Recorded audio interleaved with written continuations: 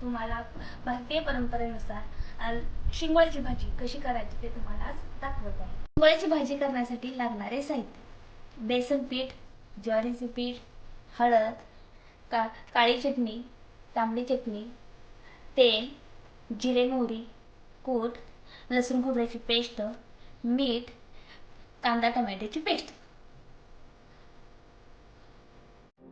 शिंगोळ्याची भाजी करण्याची कृती: अर्धी वाटी बेसन पीठ, अर्धी वाटी ज्वारीचे पीठ, अर्धा चमचा हळद, अर्धा चमचा तांबडी चटणी आणि चवीप्रमाणे मीठ। हे सर्व आपण एकत्र करून त्याचा छानपैकी गोळा तयार करणार आहोत।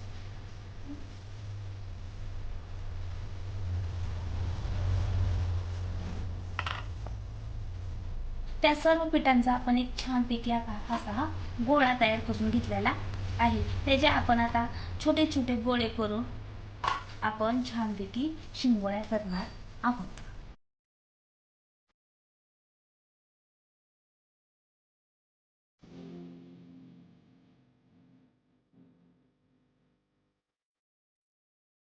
अशा पद्धतीने या सगळ्या शिंगोळ्याने वळवून घेतलेल्या आहेत।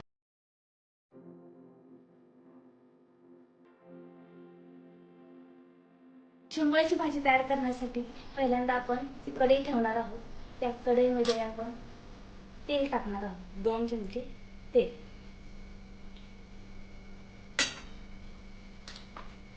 कढईमध्ये आपण तेल टाकलेलं आहे, तेल चांगले तापले आहे हे पाहूनच आपण त्याच्यामध्ये जिरे मोहरी टाकणार आहोत।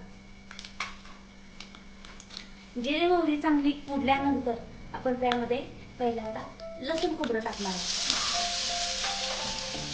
लसूण खोबरं चांगले भाजले की त्यानंतर आपण केलेली प्युरी हे आपण टाकणार आहोत। कांदा टोमॅटोची प्युरी टाकल्यामुळे भाजी अतिशय घट्ट आणि चवदार रुचकर लागते। कांदा टोमॅटोच्या पेस्टला चांगलं तेल सुटेपर्यंत चांगले भाजून घ्यावे। हे कडण्याचे तेल सुटायला लागलं की ते समजायचं की आपली कांदा टोमॅटोची पेस्ट खूप छान भाजत आहे, तयार होत आहे। त्यानंतर आपण थोडीशी या भाजीला हळद टाकू। हळद टाकल्यामुळे भाजीला कलर येतो। हळद चांगली भाजून घेतल्यानंतर आपण काळी चटणी टाकणार आहोत। काळी चटणी हे हळद हे मिश्रण चांगले तेल सुटेपर्यंत आपण भाजून घेणार आहे।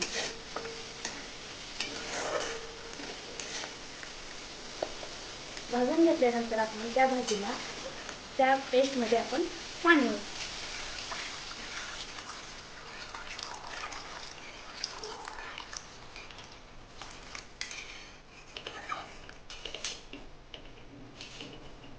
आणि चवीनुसार त्यामध्ये आपण मीठ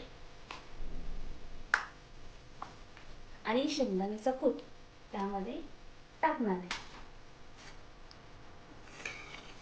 या मिश्रणाला चांगली उकळी फुटेपर्यंत आपण थांबायचं आहे।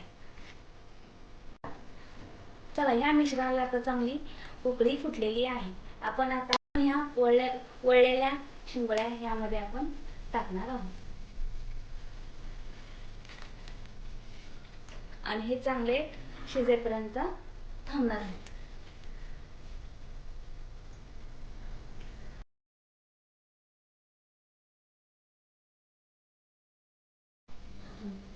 आता आपल्या ह्या शिंगोळ्या शिजलेल्या आहेत, आपली भाजी तयार आहे। ही भाजी आपण एका डिश मध्ये काढूया। अशा तऱ्हेने शिंगोळ्याची झणझणीत भाजी, महाराष्ट्रीयन भाजी तयार आहे।